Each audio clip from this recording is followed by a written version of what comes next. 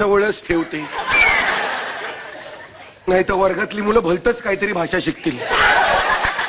स्वतःच्या मनाची उत्तरे लिहित जा यापुढे उत्तर पत्रिकेमध्ये.